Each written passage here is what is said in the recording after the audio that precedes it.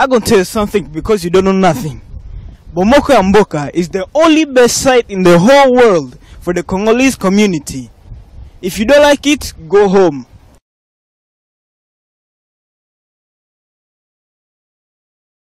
Go home.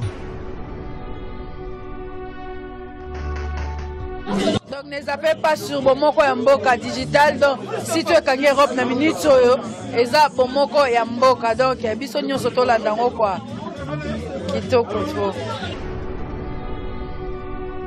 En toi, site Bomoko ya Mboka, vraiment site où nzambe apambola bino. To lingi comme aka site comme à niveau même à télévision. Bomoko ya Mboka. Ozoka dia Bomoko hein. Ndelo to senga la Congo ne yango wana. To sala Bomoko. Poto longa ba posa na biso ko kisama. Esenga to sala Bomoko division te. Ndenge site ezali. Donc ça veut dire esangisi ba site nyoso. Et mettre yango esika moko na Bomoko ndetoloni. Bonjour, bonsoir.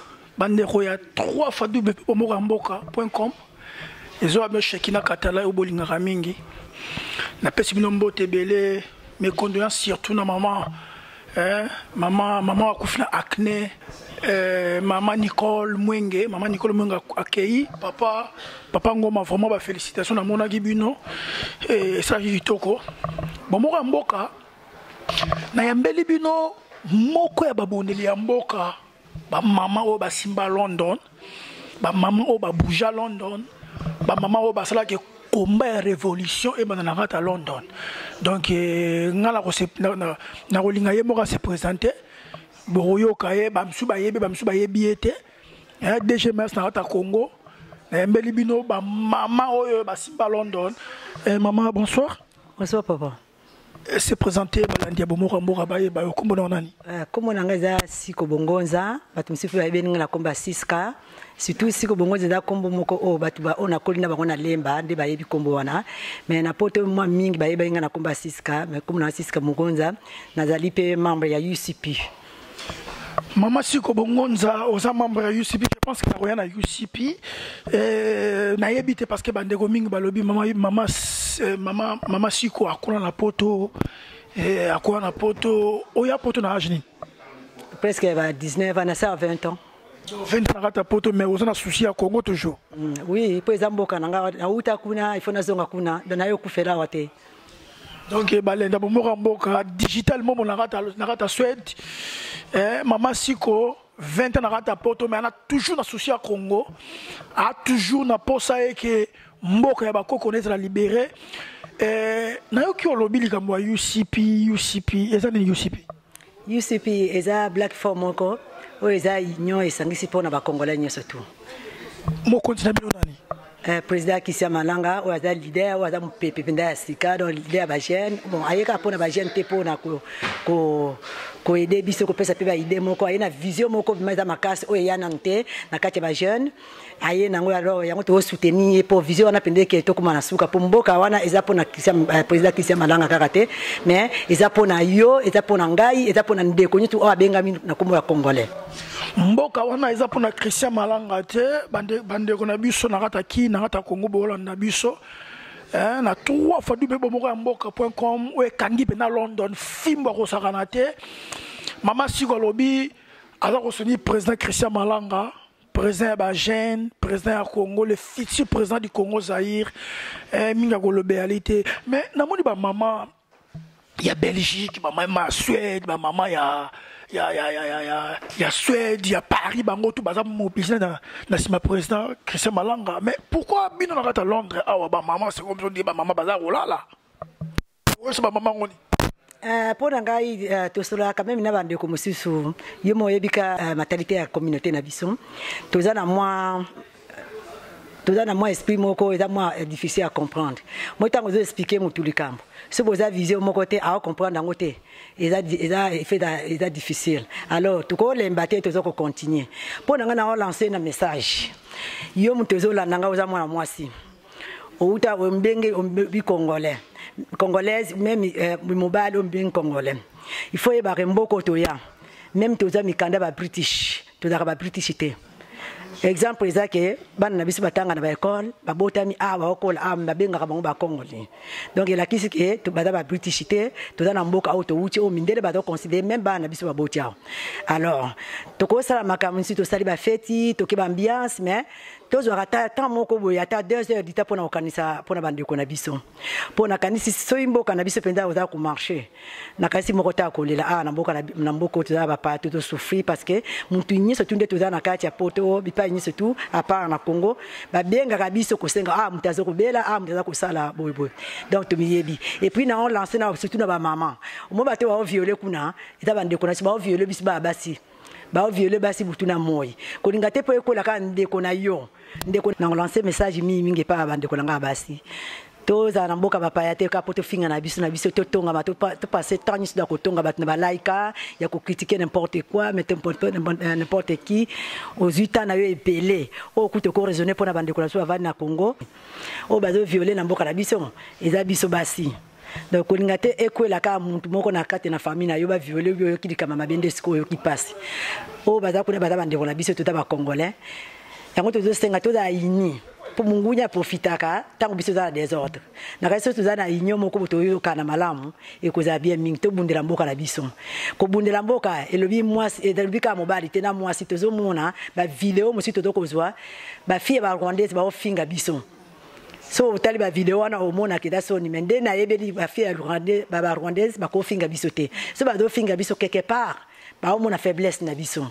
Alors yo mama mutu vana ndako to boite to bisin to kendaka misala to kipe bana mais zo ata 2 minutes ata 1 heure du temps pona mboka na yo ke o passer tani so tina ba laika ko tonga ba to finga ba tida pe intéressant mais to na besoin ya ko motiver baninga bo to sangana biso to na UCP ce qui obaye binga ise bolingo ko zo numéro na ngamba la ciment mais en tout cas to sangana na muke poto bundela mboka na biso to bosa na makamba ko swa no be ko finga mapo to da binemite to da bandeko o eza mboka mpaya toza binemite toza bandeko oza pena vraiment motu ya UCP mais ba mama ba tuni ba bi mais papa Shekina tuni na biso no mama siko est-ce que président Christian Malanga ngo soka du pouvoir quand il y a ba mama ezanini poto mona toujours mokonza du pouvoir ba bosane ba mama parti ya ba mama ezanini ba mama wo ba vilora na ta Congo projet ya président Christian Malanga pour ba mama ya Congo ezanini.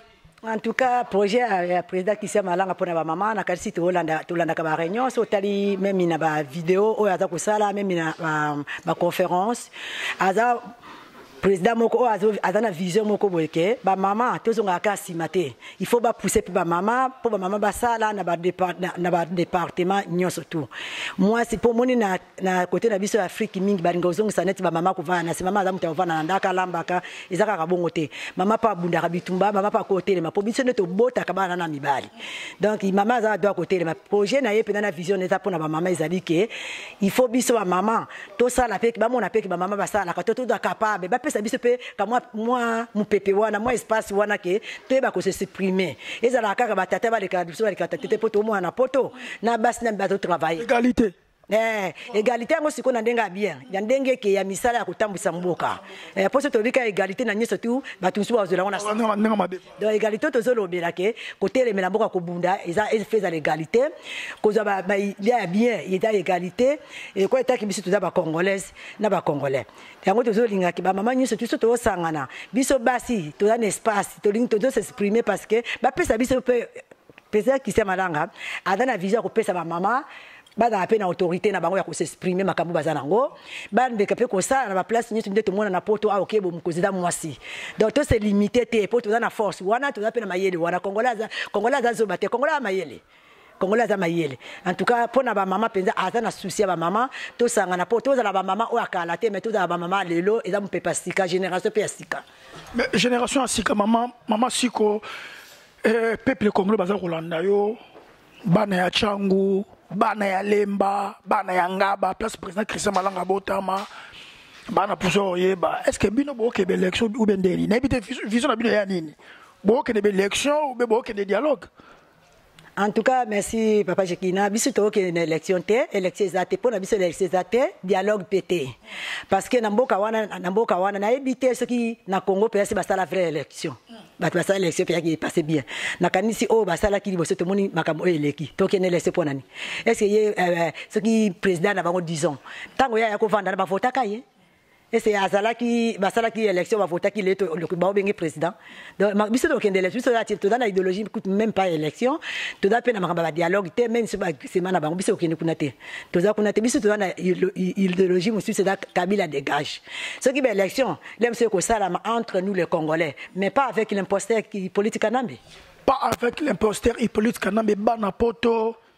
Isaac Suède, président de la journaliste de la Scandinavie, Isaac Suède, il y a eu un goyo, Thomas Peniel, Maman Siko, Toromi Pena presque à la fin de l'émission d'Abusso, je pense à Rosom, Bala Sima, n'a salué Piqué à London, à London battait les cette fois-ci ou jamais, Londres battait les mis, n'a mon qui Papa Ngoma, n'a mon qui Eddie Mayenge, Liboso à Downing Street, Bana Poto battait les mis, rien à dire.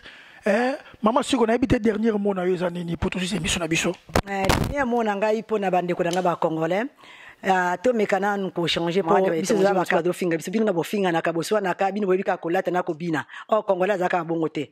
Mais ça zone de lancer to za union.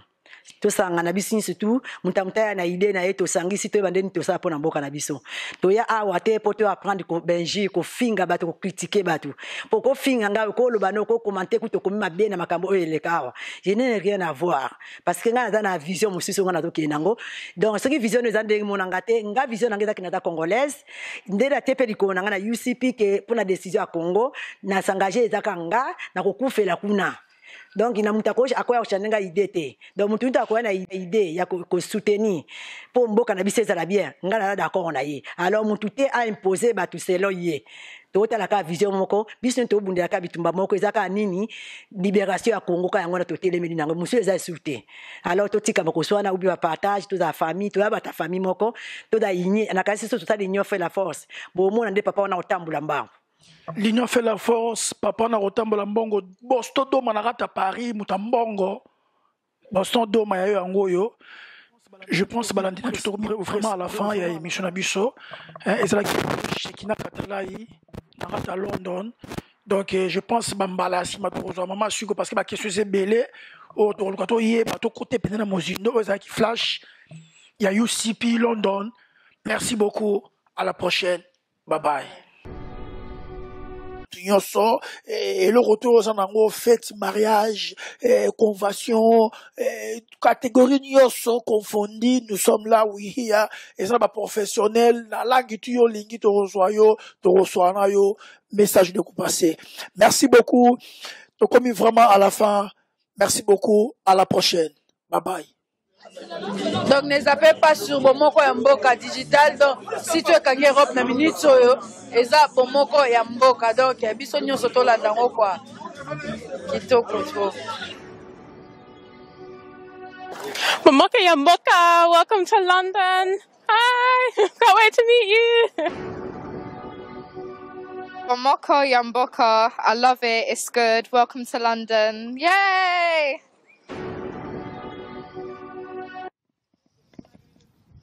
I'm going to tell you something because you don't know nothing.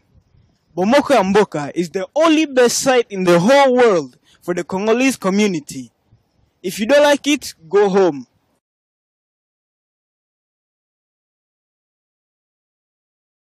Go home.